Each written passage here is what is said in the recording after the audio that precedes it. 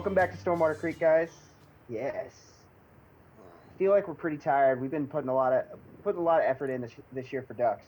Haven't seen haven't resulted in a lot of of things back, but it has definitely a been a year of effort for sure. But we are joined, and more importantly, by our hopefully soon to be very good friend Kevin Hartke from the Texas Ducks Unlimited. You are the regional wildlife biologist for DU, if that's a correct statement. Yes, it is, and thanks for having me. Perfect. Well, tell us a little bit about about yourself. How did you get started and as being a biologist, and how did you take that road, and what led you to where you're at today? Well, I've been in Texas for now over 15 years. I'm not originally from Texas. I'm actually a Midwesterner. Started out from in Illinois. I grew up and born and raised in Illinois, in the east central part of the state. And so my life, it was a small, very small town, and I got into fishing and hunting pretty quickly as a boy. Um, and I mean, in terms of my career, right? That like I was when I was in high school. That was kind of like that was still my interest, but beyond just the hunting and fishing aspect, I was more interested in the ecology and biology of those species, and so it kind of drove me into when I was entering college. That was my main interest, and I kept to it. And so I finished my undergraduate degree in at Southern Illinois University in Carbondale. Another great place to be if you're interested in hunting and fishing. That's where I cut my teeth on duck hunting and goose hunting around there. Crab Orchard National Wildlife Refuge and Oakwood Bottoms National Forest, hunting ducks and geese, and then other places around there. But after that, I got interested. When I was there at Carbondale at Southern Illinois University, I got interested in waterfowl biology and took and kept on that track with my career. Started out doing a lot of different field tech work over a course of 3 years. Different types of different types of species, both game and non-game species, but always sticking to trying to get the waterfowl jobs.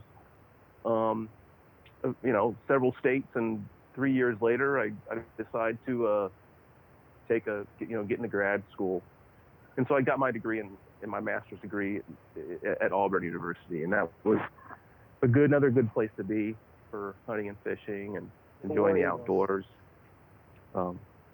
So that's how I kind of got there, right? Through various different jobs, I eventually landed in Texas. Starting out with Texas Parks and Wildlife Department, doing as an area waterfowl biologist in the same area that I am now, on the coast. And after 10, 11 years of doing that, it led to me to working with Ducks Unlimited. It was a natural fit. And now I'm working as you said, as a regional biologist for the state of Texas, and also doing work.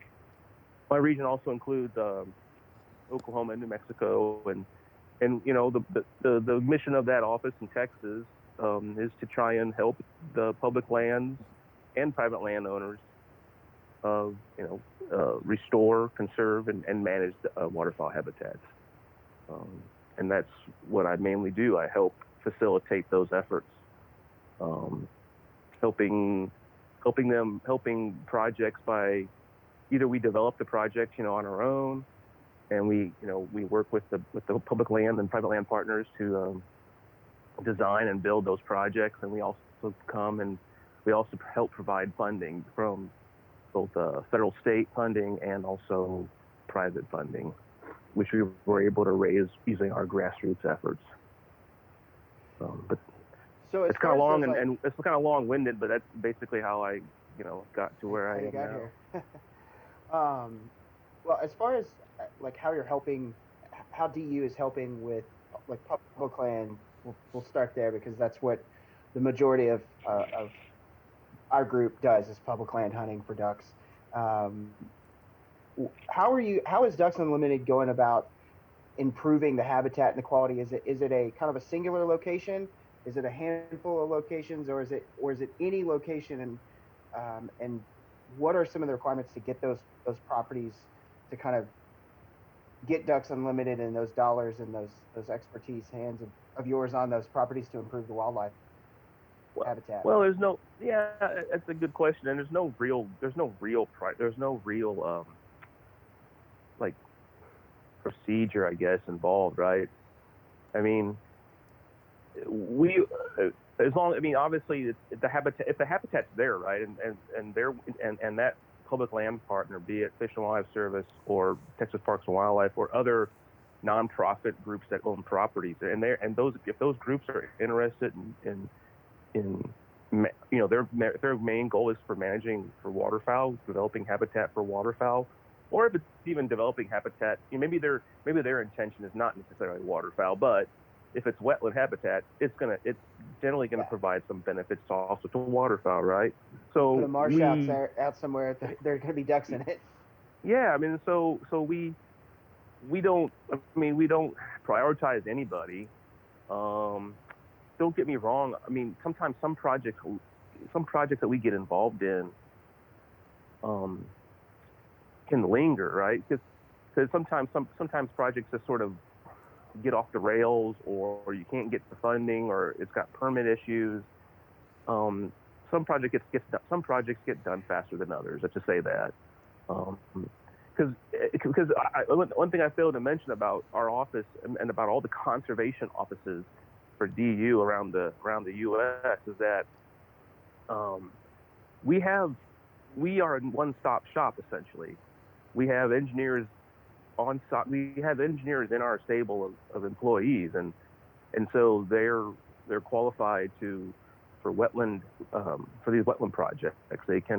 They build it from scratch, right? Or they're involved in maybe doing rehab projects that are already, projects that are already existing. They just need some updating, new levees or rehab some levees, new water control structures, or adding new stuff. So we're able to do all that from the ground up, from basically a turnkey service, right? For sure. So, but in terms of like prioritizing sites, there isn't any really. I mean, don't get me wrong. In Texas, the priority, obviously the coast is very important, and the interest is there. And a lot of times it comes down to, where the funding is kind of located, and where the funding, whether maybe the mission of the funder, what the mission of the funder is, right? Yeah. Or the funding source. And so since the coast is a big wetland area, that is kind of a primary spot for us. But we do a lot of work in East Texas, around even just east of Dallas area, Fort Worth area. We have a lot of activities going on in Richland Creek. You guys seen, we've completed some recent projects there at those WMAs. Yep. We have some more repair work in White Oak Creek coming up, and so we are kind of all over the state. We also get down to the valley too, and over in the Panhandle, we work with some private landowners over there with Parks and Wildlife. So, a couple questions. We've hunted some of the Richland Creek properties. Mm-hmm. We drawn those, and that was awesome. Madness. Like super cool. We've had a couple friends of ours from National Wild Turkey Federation on, and we've had passing conversations with them about like minimum acreage size for them to try to implant turkeys, whatever you want to call it, to establish a population. What are some of the stipulations y'all have? Like, suppose I own, let's say, 80 acres, and it's got, a 1 or 2 acre pond and kind of some wetland below it. Is that something that qualifies, or how does it work? If I'm super interested in waterfowl hunting and conservation stuff, I want to do something on my property. So in terms of private land context, right? So we do have a very active private land program, and it's funded by various sources. And so, we do kind of. You're right. There is a minimum. There is kind of can be a minimum kind of a site that we would consider, and what it gets down to is what's the cost? What's going to be the cost per acre? Sure. what's going to give us the most bang for our bucks. And so in that case, what we have there. That program is called Texas. It's the Texas Prairie Wetlands Program. It's focused on the coastal counties, and it's very active in the Chenier Plain region of the counties of like Chambers, Jefferson, and Orange. And then also down in the mid coast, it's Wharton, Colorado, Matagorda, Lavaca, Jackson, Calhoun, and maybe Brazoria as well. It's very active in those counties, working on the agricultural landscape. And some cases it's pretty a simple, clear cut kind of project, right? In terms of it's a priority that is sites that are in the rice country. That's very in those rice growing regions or those former rice fields. That's like an easy project and an easy way to pick up some acres with minimal expense, or at least a relatively your costs aren't that high. But as you're right, if you get smaller projects, smaller acres, the costs kind of go up. And we do it as a cost share. The landowner has to put something in, and we put something in as well. So they have some teeth, they have some skin in the game, and for sure. And hopefully they commit to managing the site afterwards. So what would you do? You'd send a team out to kind of talk, and then kind of quote bid it out, I guess, and then kind of have the discussion like, all right, this is what's going to cost, and landowner has to have some skin in the game, and there's funding, and I'm clearly oversimplifying it, but we have a private land biologist. I mean, so if the landowner is interested, they give us a call. If they can find our information right on and we have it online.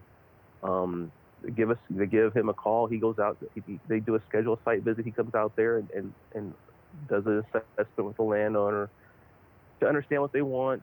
And if it looks like a good site on that, if it passes the eyeball test, then we send out some surveyors, and they start surveying the site to get understanding of how much water can we achieve through through putting up levees and water control structures. And then that's when you start talking about getting further into getting the landowner to start committing, because once you get to the survey part, that's the first expense. Sure. That's an expense that we're providing without without them. I mean, they're not providing any money for that. We're kind of providing it at our own cost. I mean, through with other funds that we have. And so, but once we get to that point, then you understand how many acres you have, how many acres can be enhanced, and that determines the acres determines the cost. Is going to determine the cost share rates.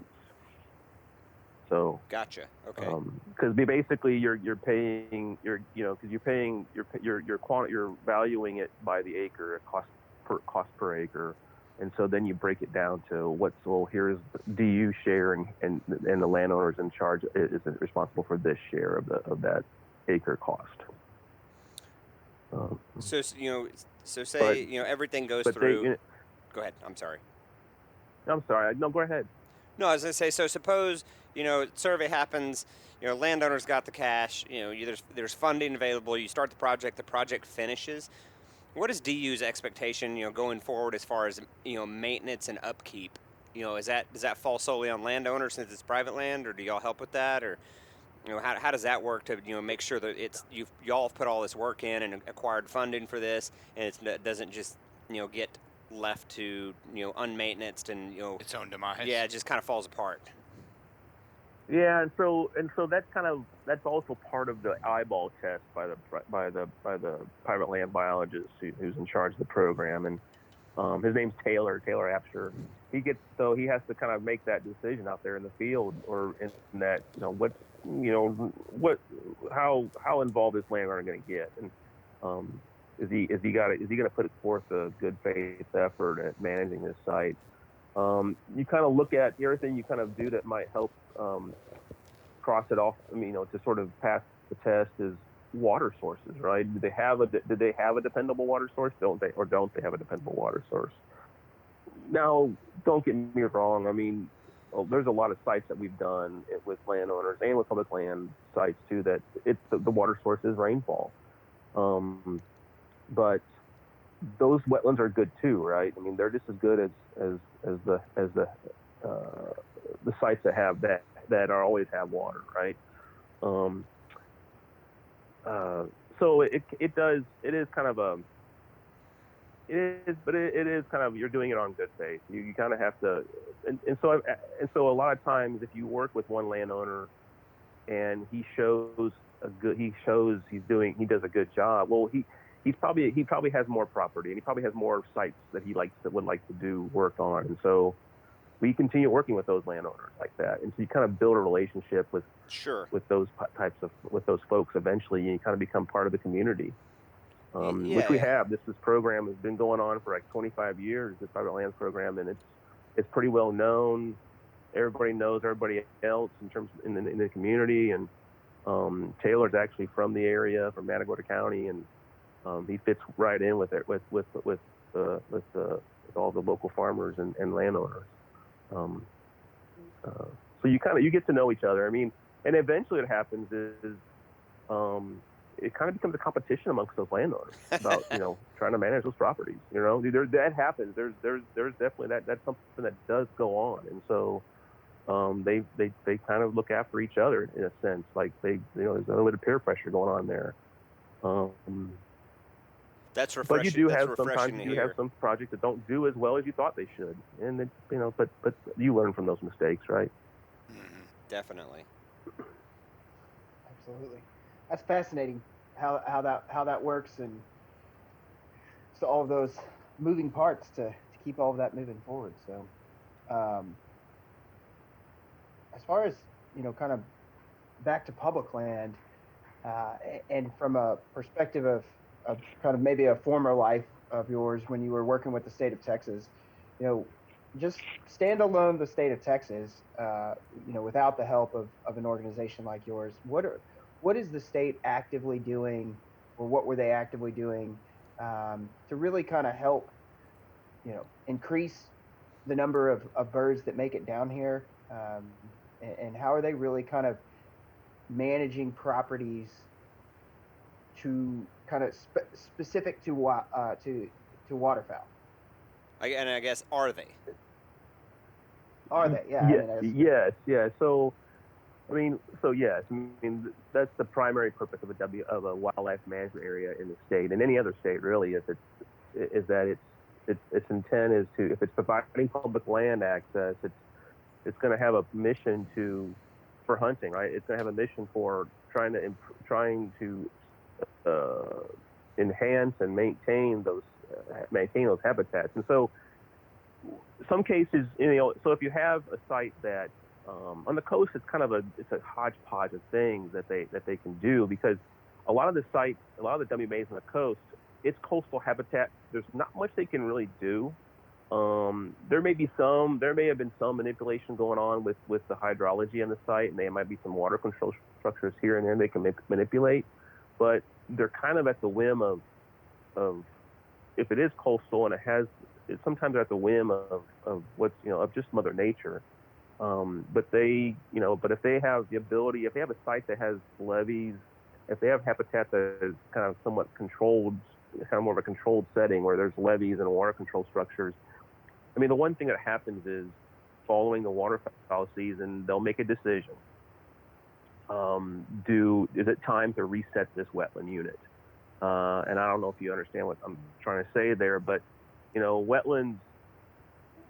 Yes, it's a wetland, right? Wetland habitat is a wetland, but wetlands dry out, and that drying out is part of the natural process that maintains the productivity of wetlands, and because when going through that reset process is what like that first year, that first growing season after the reset process, generally those wetlands are the most productive in terms of waterfowl habitat. And so they have to, like I said, they have to make a decision after the waterfowl season. Do I drain it this year, and do a bunch of things like disking, disking and maybe doing some vegetation control of one unwanted vegetation that's sort of that's encroaching upon the good waterfowl habitat. And so they are doing those kind of activities to maintain productive foraging habitat for ducks during the wintertime. And so when the ducks do come here, they're going to have these sites to use as long as there's been good rainfall pattern after all that management that's been conducted. So I mean, and that happens not on the coast. That happens all over the state where they have these waterfowls, these kind of habitats. Especially, and Richland Creek's a great example. It's a very well. I mean, they can intensely manage that site, and they do intensely manage that site. And that's why why there's so much success, why there's so much of a desire for hunters to go there. They do a good job with their water level management, and after the season they do a good job with habitat management, the resetting process, or making sure that they're always providing productive foraging habitats. Is there a rough estimate or schedule of how often you keep saying reset? I'm guessing, like you kind of mentioned, that let it dry, disc it, you maybe replant certain vegetation. Is that just kind of applicable as needed based on the unit or the property, or is that something that should be done on a certain schedule? It's generally something recommended like every 3 years, and don't let it go longer than 5, because as you let it go longer, right, it becomes more expensive to do the disking work, because you're going to have a lot of invasives get in there, a lot more cattail get in, maybe some shrubs might get in there that you don't want, and it's just harder to take them out if you wait too long. And then that's a general schedule to consider. So you probably don't want to do it every year, but because you do want to maintain some kind of a cover, because what you're doing is when you're disking, right, you're losing all the cover that some ducks might want. Mm-hmm. So if you have multiple sites, right, like that are levied within a WMA, what you would want to do is actually do a rotational kind of something on a rotational basis. Like Unit 1 is this year, but Unit 2, it's the second year after we're going to let it go for another year, because we need that's like another place for ducks because some ducks might like that cover, right? So because it's still good, it's still productive for foraging, but it has the cover that they still want. And so you have that kind of arrangement of, if you can have like 2 to 3 or 4 or 5 sites, you can rotate your management regime. You can rotate your management from year to year, and also that way you're not also trying to manage them all at the same time and spending more money when you really don't need to. Because really, those WMAs are depending on their annual operation and maintenance budgets that are allotted to them every fiscal year. Just to see how much so they they're can trying get done their and best. whatnot. They're trying their best and to be as efficient as they can with the money that they're receiving from the state, from the department, which is generated from like PR dollars, Pittman Robertson Act dollars, which is from the sales of hunting equipment, and firearms and ammo. So, and of course also the revenue from the sales of state licenses. For sure. So with that being said, I guess you're talking about budgetary stuff. Now with Ducks Unlimited, and you guys work in conjunction with Texas Parks. Does a lot of what you guys can do for them depend on where their budget is at, things like that, or do you guys do a lot of work from them just regardless, or how does that work when you guys kind of partner up with them to manage areas? Yeah, it's both. I mean, it kind of goes, it ebbs and flows on who's the major contributor there. So our mission is to put acres on the ground as much as possible.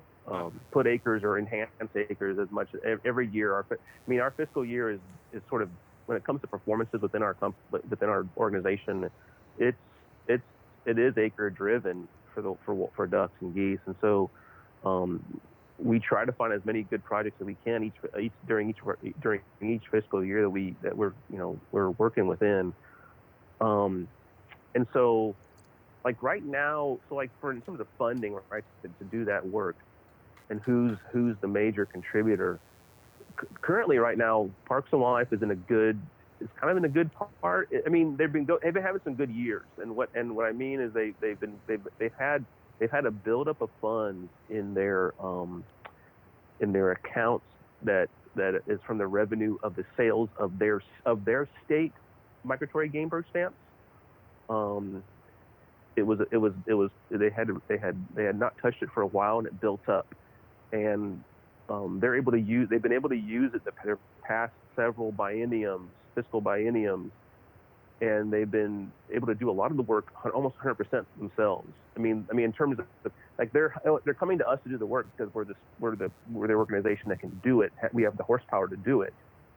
When I mentioned we have the surveyors and engineers, and then we also we do the construction management. We hire the contractors, and we see the job done. We see the job all the way through to the completion. So they really don't have that kind of expertise on staff, and so they basically come to us, and they partner with us, and we do it.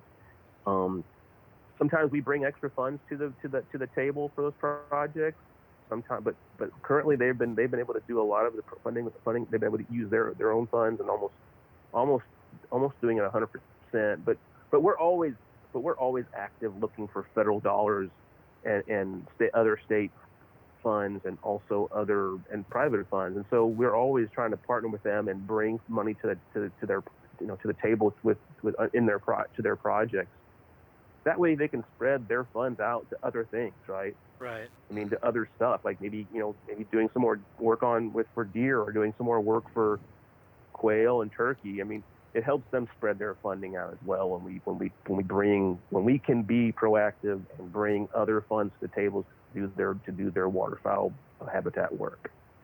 Do you guys have any kind of projects that are kind of maybe coming up in the next year or 2 years in the near future that you can talk about at all? Yeah. Would you have to kill us if you told us? No, I don't. I know we got a lot going on, and Start with Abe. We have a lot going on. I can't. It's hard.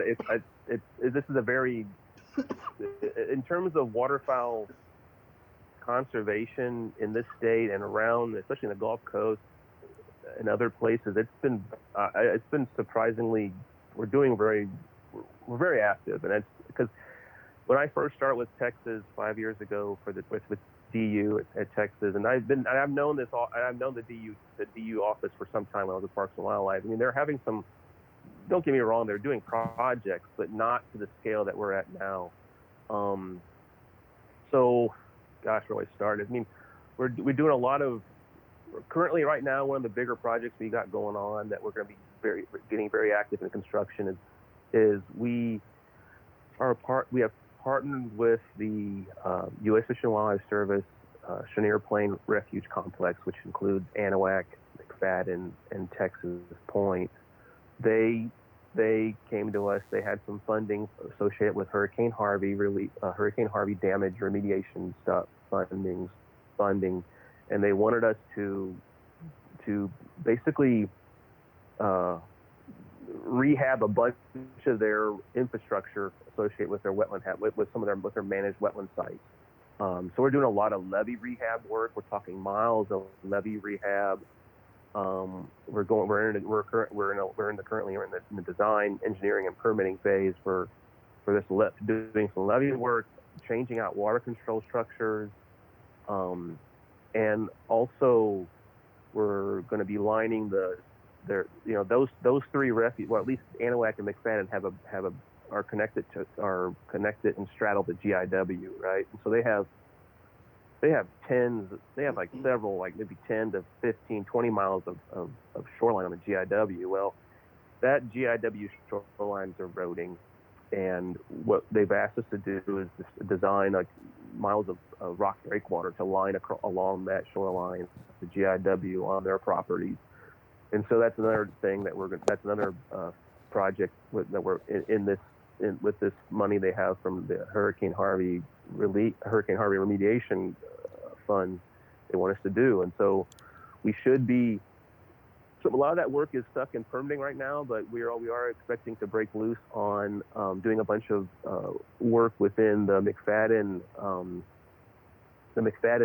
units that are south of the GIW. There's a bunch of cross levees that need to be repaired in the marsh to help, which I use to help maintain healthy marsh vegetation and water levels. We hope to start that work this spring or summer and probably be active on it through the rest of the year. What else? We're currently talking to Texas Parks and Wildlife to do some repair work over at White Oak Creek. I can't recall the county. I want to say it's in Cass County. Maybe I'm wrong. Bowie? Say it again? Bowie? Maybe Bowie, Cass yeah. County? Isn't that all over there? Yeah. They need to have some levees redone, replace some water control structures. The project was built back in maybe the 80s, and so it's those structures don't get me wrong, they can last a while, but heck, it's been more than 20 years now, and they're dilapidated. They need to be replaced. And so they have some funding. They've got us doing E&D work, engineering and design work on that site now. And we should be transitioning soon into construction during the summer over there. So that's one we're pretty active on. The other thing that we're really active in right now is beneficial use of restoring emergent coastal marsh using the dredge material from sources like the GIW or other kind of navigation canals.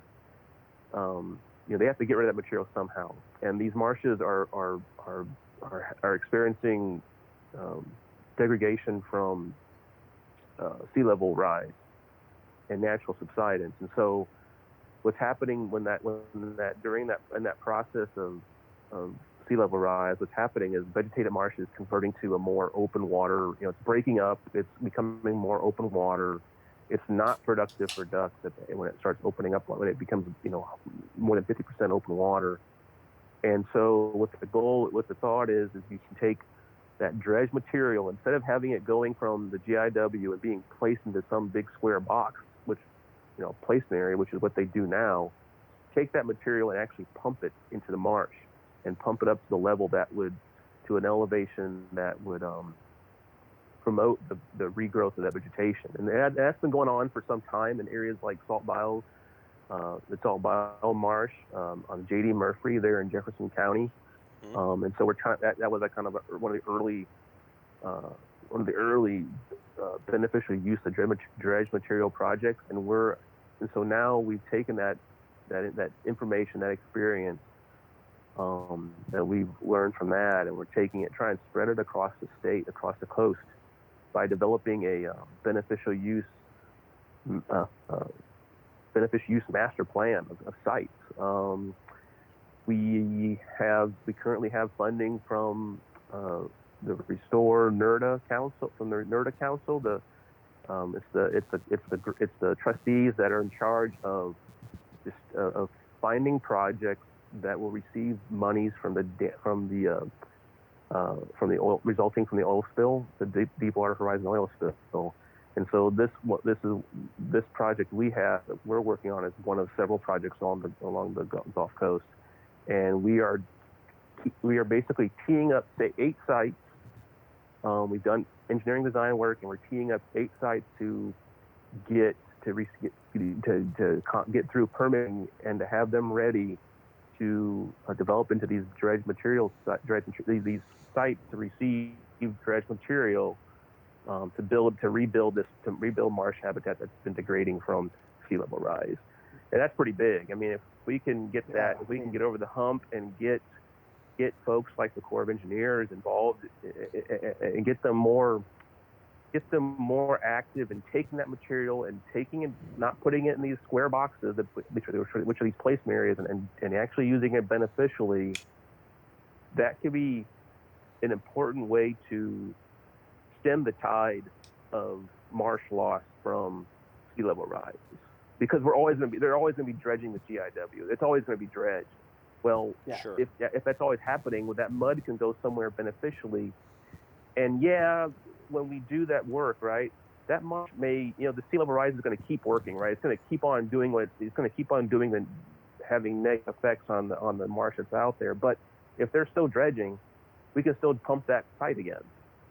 So it's like you might come back every 10, 15 years and pump the site again.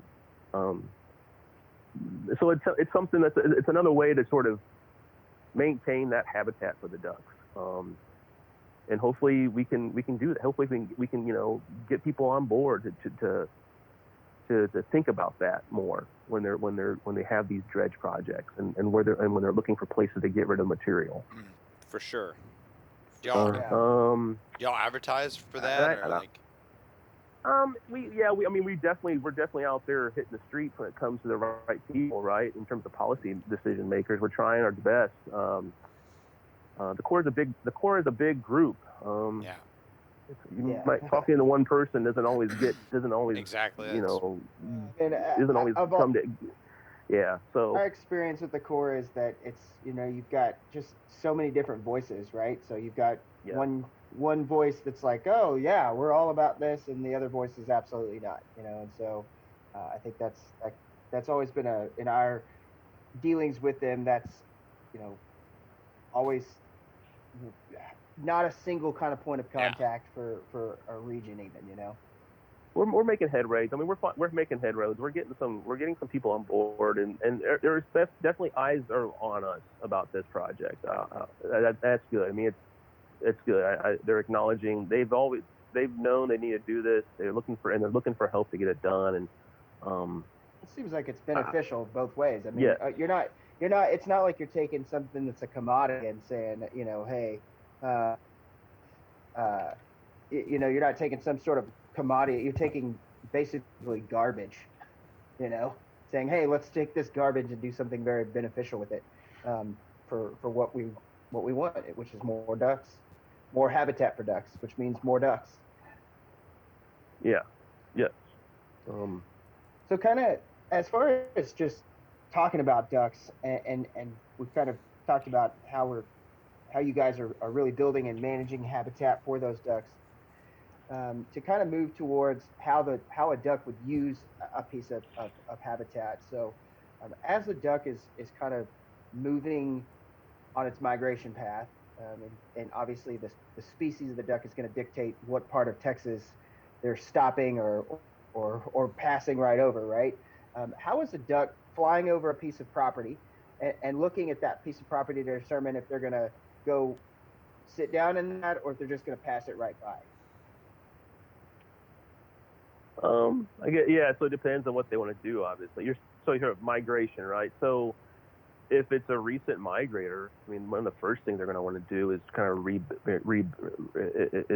replenish their reserves, get some energy, go find some food. And so I would think, if it's a migrant from, I mean, a recent migrant, right? That's going to be probably one of their objectives. Let's go find some places. Let's go find some good foraging habitat.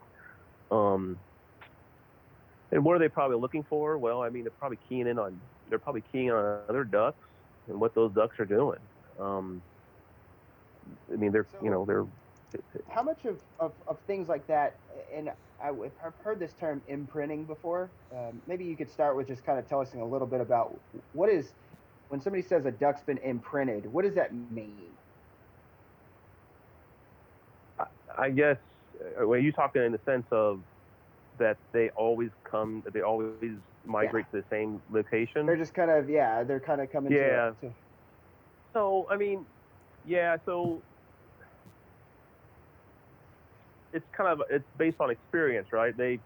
They've decided to come back here. Like, so a duck that's returning to Texas has decided to come back to Texas and decided to come back to, say, some rice field in Matagorda County, Texas, because maybe they had a good experience the previous year. It's, and they can't, ducks are a little bit different than geese. Geese are generally migrating in family units, and so the juveniles, the family, the parents are basically leading the juveniles to the wintering site. Ducks are a little bit different because there's no such family group. They do travel in flocks. Now there may be in that flock there may be some more adults, more experienced birds, and so they're probably they might be leading some younger birds to some site in Texas. But I think what you're getting at there is what experience do they have here, right? If they got shot in the face on one field, they're not, and they might not come back to that field, right? Yeah. If that's like their first experience they're definitely going to go somewhere else and probably not come back. Okay, that makes sense. But they're For cute, sure. but they are somewhat, they're cued by what they want to do, right? They have ducks have strategies. They kind of do what they do based on individual strategies. Some ducks want to migrate all the way down to Texas because they feel like their best strategy is to be in warmer climates, and to not have to worry about building up energy to combat against the cold. And they'd rather take the risk of having a longer trip back to the breeding grounds and maybe not being as successful as a breeder versus a duck that has decided, I'm going to stick it out in Arkansas or in Oklahoma, or because I know I can find food there, and I can find enough food there based on my experience before. I know I can find enough food there to keep up my reserves to combat against cold weather or cooler temperatures, and I'll have a shorter trip back to the breeding grounds where I can, and I think I'll be more successful because, ideally the shorter the distance back to the breeding grounds, and the earlier those birds get back to the breeding grounds, the better success they have at pulling off a clutch and having actually a number of hatchlings and fledglings. Makes sense. We've heard of the old rule of mallards stop about at the Red River. Well, how do you feel about that? What about that? I mean, we hunt DFW lakes here and we see them, but we're not that far south of the Red River. But the company I work for is, has offices in the valley, so I've spent a good amount of time down there and have friends down there who hunt, and they do not have mallards down that way. No. Mallards have been historically kind of shifting their terminus of their migration. It's been shifting north now for over several years. I know when I first was in Texas, everybody talked about, we used to shoot a bunch of mallards at Justin Hurst Wildlife Management Area, right? You don't anymore. You hardly ever see them. You might have one or two weekends where a hunter will come back in at the check station with a couple of mallards, but that's not the norm every weekend.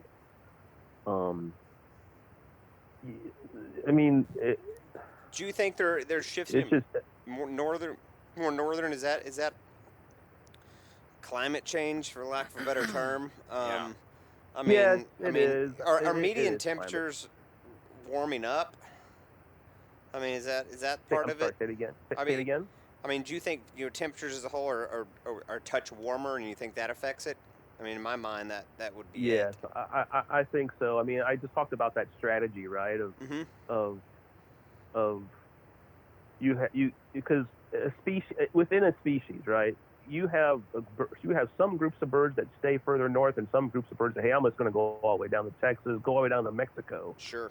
But why do they do that? They're both the same species. Why do they do that? It's because they have individual strategies for trying to be either successful now, like immediately successful, being, the bird that stays further north, they'll have better success. That they'll have better success maybe over a shorter period of their lifespan, versus a duck that decides to maybe go further south. Well, I'm going to try and extend my reproductive success across my entire lifetime. It might be hard. I might not be explaining that very well, but getting into the nerdy side of waterfowl biology, right? Oh, we want to. No, we get want to, that. Absolutely. Yeah, that's absolutely what we want to talk But I mean, about.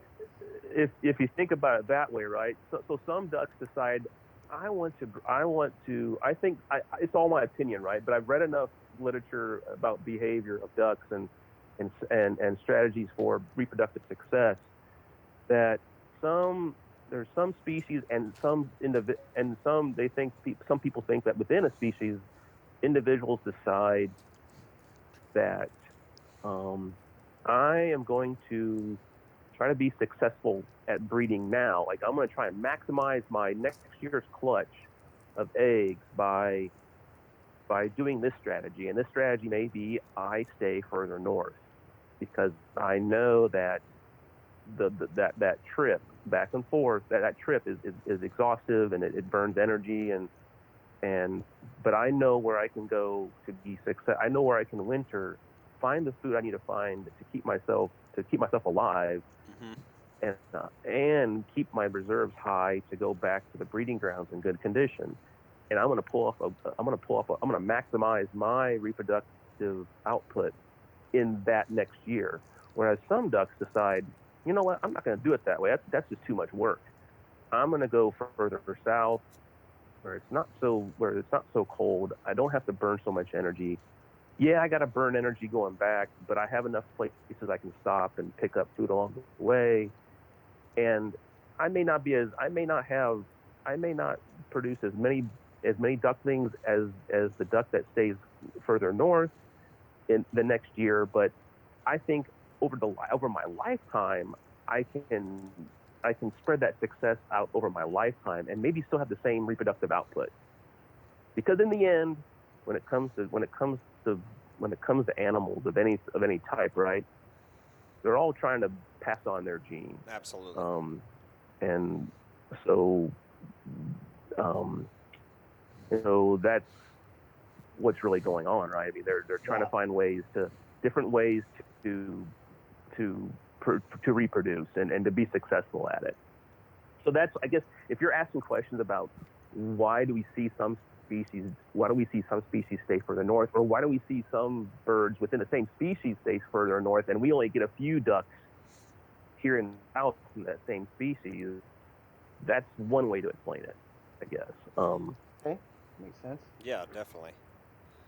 But you're right about, but you're right. The weather, the changing in the weather is definitely causing these birds to. There is some kind of shifting of their terminus of migration. I mean, just like you said, right? So you've got birds that their strategy is to move further south, and that south, they don't know that Texas is further south. They just know weather, right? So they know the temperature is now like, wow, okay, it's nice and warm here. I'm going to stop. That happens to be Oklahoma and Kansas now, not Waco. Now I haven't told you that these birds can, make some trips during the winter back and forth from places like some birds. So, like in the case of pintails, there's been enough work done with pintails in places like Louisiana and Arkansas and Texas that, and these birds were marked with some kind of transmitter, either satellite or radio mark, some kind of radio telemetry transmitter, that even in a single migration winter, a single winter, these birds might go move back and forth between Arkansas and Louisiana and Texas during the same winter, in response to weather patterns that they're some kind of cues, right? That they know that there's something going on with the weather, and yeah. So just think about that too, right? It's not always as simple as, I guess it's all kind of it's all interacting at the same time. It's hard to tease it all out. Yeah, right? a lot of There's not a factors. magic bullet. There's a lot of factors. Yeah, there's not. Yeah, it's there's a lot moving around. Yeah, so, we shot pintail opening day this season, which was crazy to me. I feel like we always saw them much later. So you just happened to find, some of the early. I'm sorry. Say that again. You shot teal. Pintail. Pintail. Okay. Opening day up here in DFW, which to me was early, but like you said, who knows what factors that I don't understand. That and that's where they want to be. One thing to consider, right? What may be influencing some of that stuff that you just talked about, like pintails, right? There are sometimes early migrators. They can be early migrators on the heels of teal. One of the things that I was, what may be happening this year about that could be changing some migration patterns is those ducks in that migrate through the mountainous regions, and that typically would winter in places like New Mexico. Well, New Mexico has been going through a drought. Mm-hmm. And I know pintail like to use that area around New Mexico, those areas like Tucumcari and down into can't think of it. I'm having a brain freeze. But they use some of those very ephemeral wetlands down there. Well, that area of Mexico, New Mexico, did not receive the monsoon that they typically do in late fall, early winter, and so they're dry. And so maybe some of the ducks that you're talking about had to shift further to the east. Sure. And maybe those could be the same pintail that would normally go to New Mexico that you actually shot early this season. Yeah, that makes sense. So we talked about running north-south. Do you feel the migration corridors, flyways, I was about shifting? to ask that same thing. Because we hear from all these old timers that they're shifting. I don't know. I've even heard the one where they actually go around the DFW. You're saying shifting east-west. You're talking. Yeah, like central. Central's mostly what we see. Obviously, if we head a little further east, we'll touch on that. I think that's happening. Geese have shown that. I mean, geese have definitely, like white front geese and snow geese. They're shifting. They're definitely being found further east. They used to be mostly a central flyway bird, but they're increasing in numbers in the Mississippi flyway. I mean, birds have wings, and they're mobile. We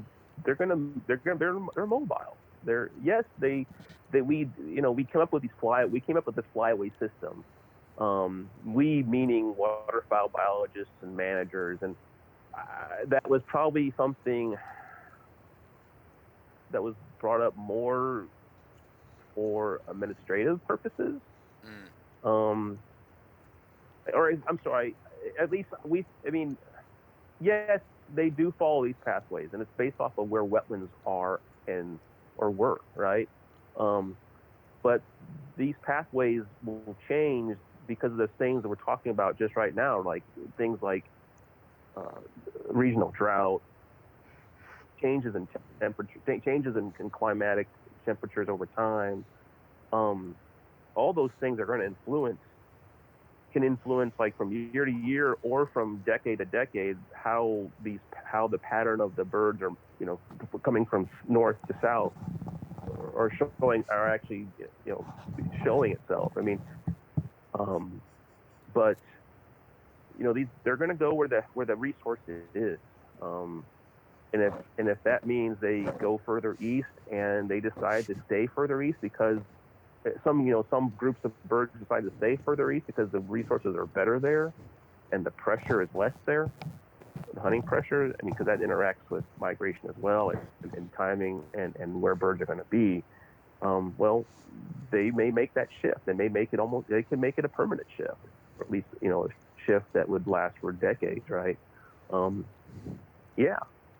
think there is something going on with the patterns of the migration, yes. But they're always going to be migrating. That's sure. That's in their DNA. I feel like too, like you said, it's going to be on a cycle of, they're going to move around one way or another. They're going to where they're getting pressure, where food is, what's going on, just all these different factors key in they shift back and forth, and maybe it's a shorter shift or a longer shift, but they're going to be moving around either which way because they're migratory game birds. So I would explain like some of the shift is like for geese, for example, right? I think some of that shift is to do with how farming practices have changed with corn. I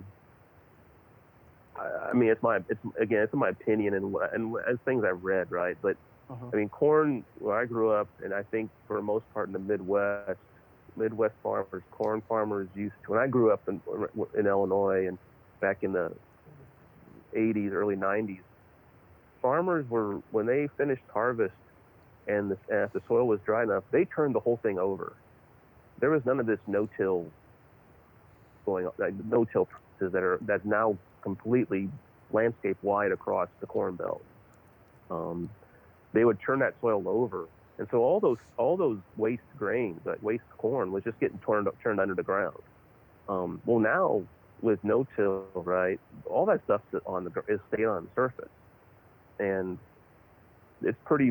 I mean, birds can see from a distance, right? They can see a lot of stuff, and I think that's one reason why you have geese shifting further east, and why snow geese are staying further north, because corn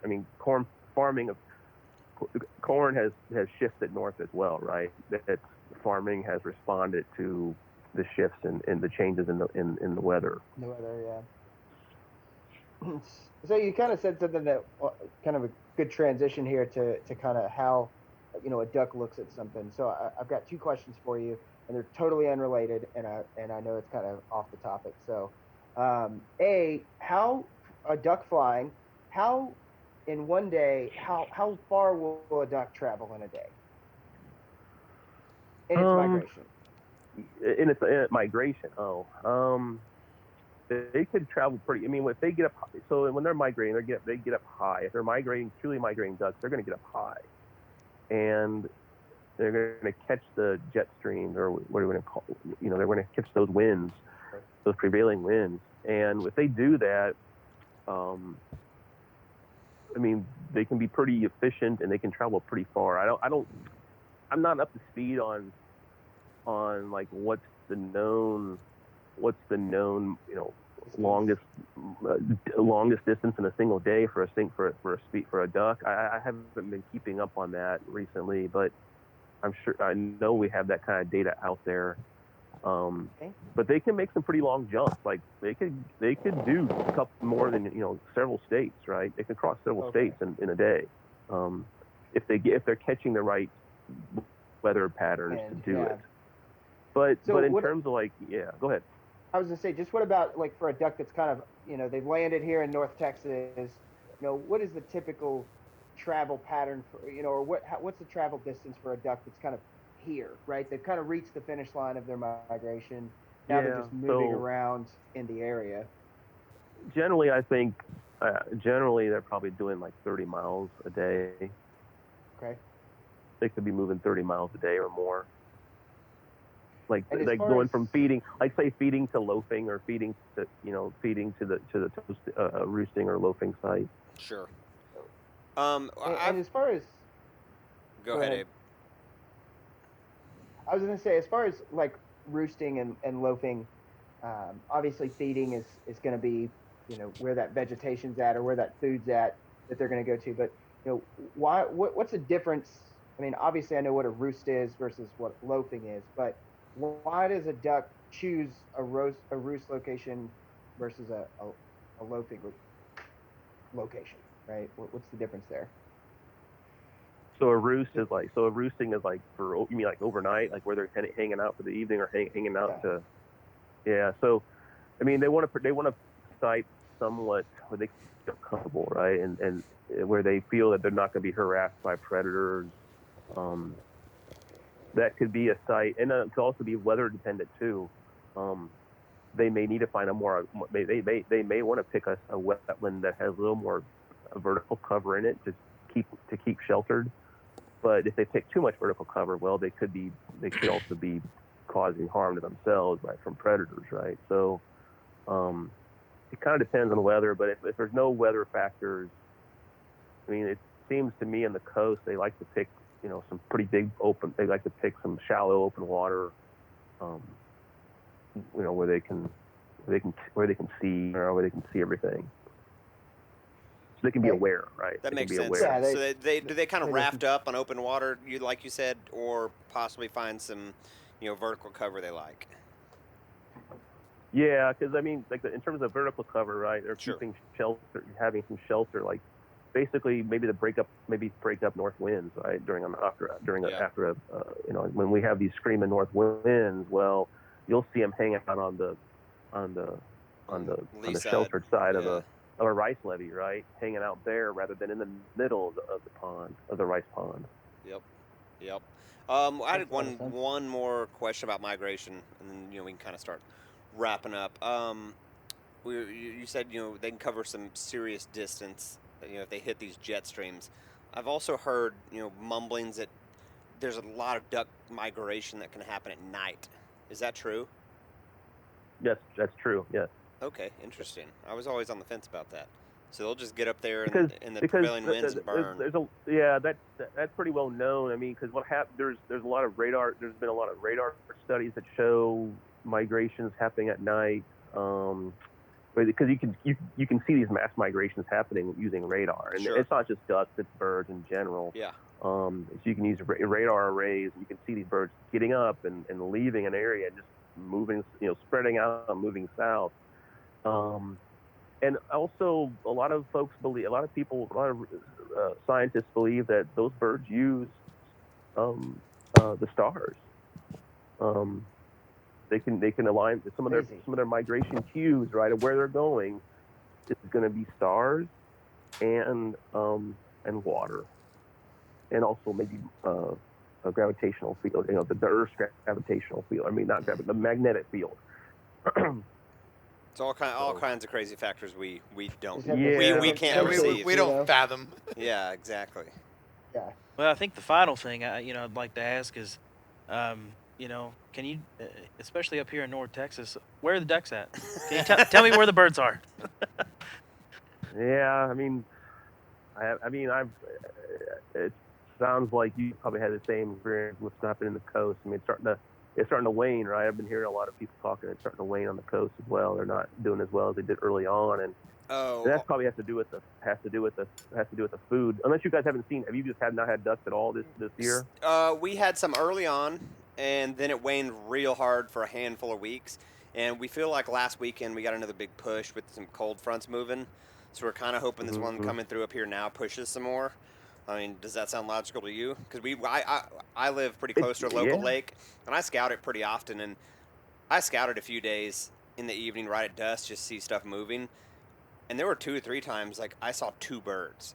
And then I went out a couple days ago and saw 100 birds. So they came from somewhere, Yeah. Well, yeah, I mean, they're going to be feeding. I mean, they're going to be moving in response to finding more food or just weather. And I can't say. I don't know what your conditions were. Did you guys experience any kind of? Did you have any kind of regional drought or seasonal drought this year? Yeah. Yeah. We did. Yeah. It got pretty low. I mean, you could have had some interaction with just low productivity of natural foods. That they maybe stopped here for only a few days, and they just no, there's nothing here. Let's keep going. Let's go back north, or because that can do things, right? I mean, that can definitely impact your ability to hold ducks. If you experience some drought that may have caused some negative results to the food production, that's gonna affect the ability to hold the ability of the landscape to hold ducks to provide energy for those ducks. Understood. Makes yeah, sense. That makes complete sense. Yeah. Man, I feel like the numbers started to peak when we got all that rain too. Or not peak, but we started to see a lot of numbers. Cold weather, that rain came in, and those birds kind of concentrated back up on those places that are holding water and have vegetation. You bring up a good point. Those ducks. I mean, these ducks. They respond to those that rainfall. I mean, that's something I've seen on the coast. I mean, they'll hang out in the bays, in the bay habitat, and once they kind of get whiff of a rainfall that's going on in the rice prairies or somewhere further inland, they start making their way inland to try and find new sites to feed. new habitats. They're always looking for new places to go. I mean, they're very adaptable and very opportunistic in what when they're especially during wintering and migration. Absolutely. Well, Kevin, I can't thank you enough for your time. I mean, it's been a lot of great information about ducks in general, and just what you guys are doing over there at DU. And if you're not a member of Ducks Unlimited and you're listening to this podcast, please stop what you're doing and go become a member. I know that recently you guys had a pretty cool promotion with a nice fleece pullover, which I took the opportunity to re-up my membership and get a hold of. So they're always super got awesome. Some fun things that they're offering as a thank you for joining. So we're huge fans of Ducks Unlimited, and we're ready for all this madness to pass, so we can all start going back to the dinners. We love the local chapters dinners they put on. Big supporters, man. So again, thank you for your time. Cool. Thanks for the props. I mean, I'm glad that you guys enjoy our banquets and stuff. I mean, COVID didn't put a damper on it, but I think we were able to pull some off in the state when things started loosening up again. And good deal. Hopefully we can get back to a more normal, a little bit more normalcy, and really have get these banquets going again. And but yeah, I hope you guys enjoyed what the discussion I had with you guys, and hope it wasn't too in depth and too Oh no, man! It was perfect. We talk general, like you like to shoot ducks? Yeah, I like to shoot ducks. We have that conversation all the time. So a little bit of science is awesome. We appreciate it. Yeah. Cool. Glad you guys enjoyed. I liked it. Absolutely. Good. Well, everybody, thank you guys for listening to the podcast. Make sure you subscribe if you are not a subscriber already. You'll make sure you get all of our latest and greatest content as it comes out on a weekly basis. Make sure you're following us on social media, and cue the music. Stormwater Creek is the best. Grinch, the captain. Abe, the helper. Jordan, the problem solver. I hope you like Stormwater Creek. Stormwater Creek.